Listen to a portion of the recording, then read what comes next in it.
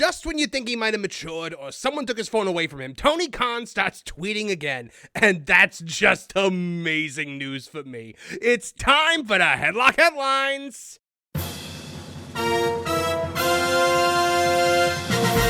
Hello, I'm Marvin, and I'm the Movie Monster. Welcome to another episode of the Headlock Headlines here on Tooney Wrestling. We are not journalists, we don't break news, and we are not a credible news source. This is an entertainment channel that likes to poke a little fun at the wrestling news cycle and all the crazy characters both in and around it. NXT had a big event this past weekend, which is always fun to see, but the thing everyone's talking about here is the fact that Triple H has started working with TNA Wrestling, allowing TNA Knockouts champion Jordynne Grace to compete in the event in a match against NXT superstar Roxanne Perez. It's the first time since the 90s in ECW that Triple H and the WWE are really working closely with another company and doing a crossover. I'm doing a what now?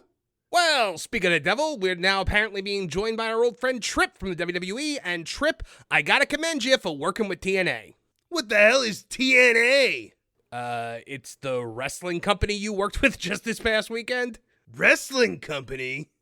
How do you not know what TNA is? It's been around since the early 2000s. Because, Jobber Monster, the only wrestling content that I consume involves me. So then how did Jordynne Grace end up on NXT TV? Who? The big muscly lady? She was also in this year's Royal Rumble. Oh, female China. Oh my God, she is exquisite. She's everything I look for in a female wrestler.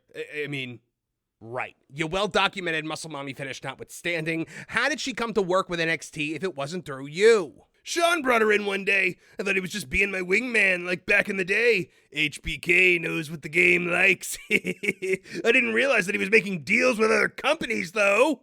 Ugh, you're married, you idiot. Oh, the old man sold all his stock. That union is no longer necessary. Took long enough, though. Jeez. Well, that's horrible. Oh, I know. I'm real bad. Maybe I can get female China to— Stop. I don't want to hear any more. We're already skirting on thin ice with these jokes. What? I was gonna say spank me. Yes, I know. That's why I stopped you when you just said it anyway. Guess that makes me double bad, huh? Yeah.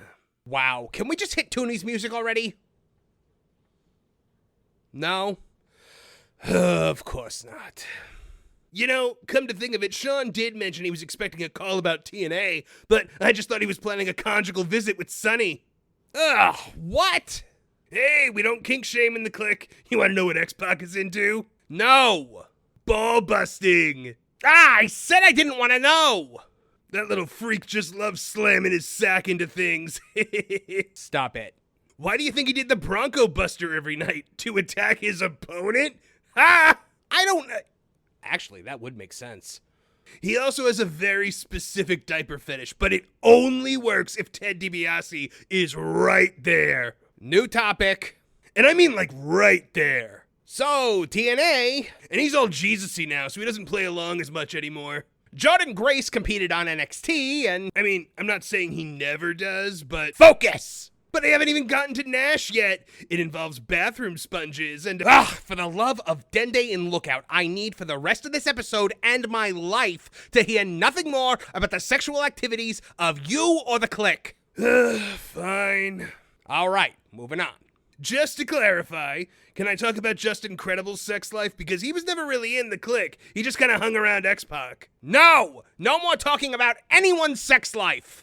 Well, then what am I even here for? To talk about wrestling! Oh, I got my shows mixed up this week. That explains why the guys on Titty Town Wrestling were so confused when I started talking about Ricochet's contract status. So, does the WWE have any interest in signing Jordynne Grace? I mean, of course. I'd happily welcome female China into the WWE universe. I guess she'd have to shut down her OnlyFans page. She, has an OnlyFans page? Yeah, she's had it for a while, I think. Oh, man, that's so embarrassing. So, like, I mean, where do you even find something like that, huh? I have no idea. You know what? I should, like, totally go subscribe to it, you know? Just, like, you know, it's a goof. Just to, goof on her, for the show. I mean, sure. Yeah, what's the link for that? Dude, I don't have it. I don't care to have it. If you want to subscribe to Jordan Grace's OnlyFans, then go ahead. There's nothing wrong with that. No, I mean, it's just a joke. Just for 1 month out of curiosity. Then I'll cancel it. Unless I forget, and it's on a recurring automatic rebill. Trip, you don't have to justify this stuff to me. There's nothing to justify. Sean and I love to goof on things like this. You know, in a private room. Stop it. Usually we're sitting back to back. So, Jordan Grace's match ended this week with the TNA Knockouts champion losing to Roxanne Perez. Is this the end of the partnership, or will we be seeing more cooperation between the companies? I mean, I'd assume so. We're not just gonna take from TNA and give nothing back. The last thing you want out of a partnership with another company is to bleed them and leave them worse off than when you found them. What kind of horrible person would I be if I did something like that? Oh, now he shows up. Now. TK, Tooney Khan, wrestling savior, and he's the bomb. Yeah, he's TK, Tooney Khan. He's giving wrestlers hugs, and he might be on drugs. Yeah, he's TK. Greetings to fans of real pro wrestling. It is I, the Booker of Legend, the paragon of wrestling cooperation, the sainted, beautiful, cherubic, wholesome... 1 second. Ah, yeah, that's that good shit. I like it. What was I saying again? Oh, yeah. Tooney Khan. Well, that was a wild ride. Tooney, what brings you out here today? Well, Monster, I heard the two of you talking about wrestling companies working together, so naturally I assumed you could only be talking about my Forbidden Door. Nope. Then were you talking about my partnership with New Japan Pro Wrestling? A partnership that has been incredibly fruitful. Fruitful for you, you mean? Well, yeah, what else would I mean? Tooney, this might shock you, but a partnership is supposed to be profitable for all parties involved, not just you. Wait, what? Yes, idiot. When a company works with another company, it's supposed to be for the betterment of both companies. That doesn't make any sense. Explain a partnership to me from your perspective, Tooney. Ugh, you know nothing about business, Monster. I'm always having to explain everything to you. Fine, I'll drop some knowledge, but be ready to catch it. Hold on. Sean, get in here and sit back to back with me. I think this is gonna be good. When you partner with a new company, there are a few questions you need to ask yourself. Number 1, what can this company do for me? Okay, that one makes sense. Number 2, how can I establish dominance over this company and get them to do whatever I want, regardless of what it does to them and their business? Now, that one feels a little predatory. Not at all. You're not seeing the big picture here. It's not predatory. I developed a little term for companies I work with, like New Japan, to highlight the nature of our partnership. It's partner in revenue and enterprise year-round. Wait, that acronym is PRAY. Is it? I hadn't noticed. Huh, that's weird. And it's a stupid acronym that makes no sense. It's like someone was purposely trying to have it say PRAY. The only preying around here, Monster, is from my many enemies once they become more powerful by absorbing the souls of lesser business entities. What? I mean, once I establish a profitable and mutually beneficial relationship with my partner in revenue and enterprise year-round. Fine. What else goes into a partnership? Well, step 3 is you ask yourself, what does this company have that I want? For example, all their top stars. Where's your empathy? If they didn't want to give me everything, then why would they partner with me? Because, idiot, they want to grow their wrestling company too. That's just silly. My dad bought me the wrestling business. No, he didn't. Yes, he did. No, he definitely didn't. Oh, what could you possibly have to add to this conversation? When do you ever try to help another company? Well, apparently, Sean, we're doing business with something called TN Gay. No, it's TNA. Oh, I thought it was a Pride Month thing. No, it's TNA. Total Nonstop Action, the wrestling company. I see. Well, Apparently, I owe the Tennessee Gay and Lesbian Alliance a email of clarification. Sean, can you let them know never mind on me saying I want their big black moose to get ready for Raw? Wait, you're working with TNA? I already did that, you biter. And I'm sure that went amazingly. It sure did. How did your promos go? My what? You know, your heel promos where you wear sunglasses and talk about how much their company sucks, utterly interrupted with no payoff whatsoever. We didn't do that. Well, did you at least put your top guy over for their world title, decimate their entire roster while drawing record low ratings for their TV show, and then have him drop it to another of your guys on your show? What? No! Why would anyone do that? Because they were a partner in revenue and enterprise yearly. All right, enough. There is one thing I wanted to talk about this week. It involves the fact that Ricochet has apparently given his notice to WWE and made his last appearance for the company this last Monday on Raw. Yes, I mean, that's the nature of the business. Ricochet's a great talent, and the WWE Universe will miss him. We wish him all the best in his future endeavors, and I hope we get the opportunity to work with him again in the future. Well said, Trip. Very professional. I just hope his decision to leave isn't some kind of tribalistic war cry from the fan base, with both sides expecting Tony Khan to rush in and... Pokeball, go!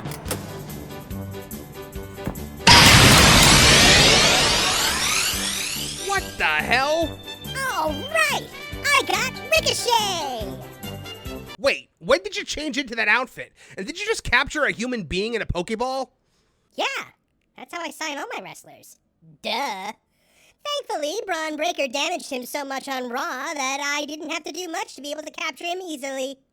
Okay, so obviously you're signing Ricochet, but don't you think maybe it's time to let some of your wrestlers go? You got a roster of over 185 wrestlers and on-air personalities. Oh, I won't stop until I catch them all. Then I'll be the world's greatest pro wrestling master.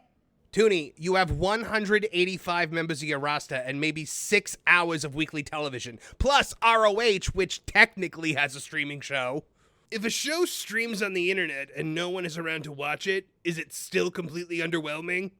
That is a deep philosophical thought. WWE has over 230 signed talents. Yes, spread over 3 separate rosters, and a lot of those are trainees who aren't even on TV yet. And they also release talent they aren't using to make sure they maintain profitability. You have 2 rosters, only one of which is on actual TV that people sometimes watch, and you flood your shows with wrestlers from other promotions to the point where your own wrestlers and titles are meaningless. Look, I have a plan here. It involves collecting every notable professional wrestling talent in the world. And then what? What do you mean, and then what? I just told you.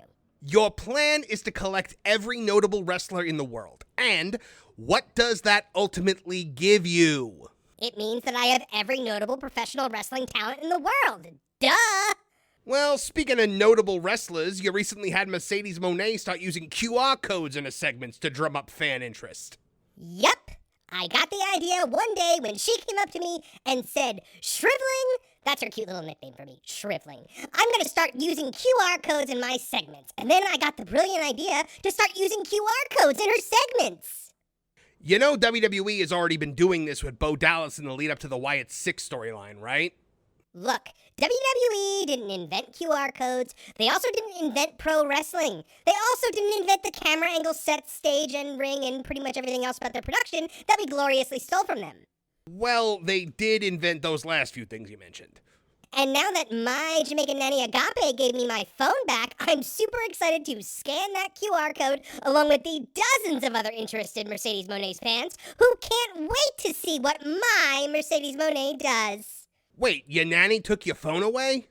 Yeah, she did, which was super mean. When I compared WWE to Harvey Weinstein on national TV during the NFL draft, she thought my phone was maybe getting a little overstimulating for me. So she took it and locked it in a drawer, but I have it back now, and I am tweeting again. Yes, we all saw your Twitter tirade this last week. You played some of your greatest hits, like insulting the WWE and claiming that bots are attacking you. They are. I'm under constant attack from the WWE's bots. They try to attack and discredit me at every turn. You also had your sock puppet journalist, Dave Meltzer of the Wrestling Observer, flat out state that the WWE leaks fake numbers to the press in an attempt to make you look bad.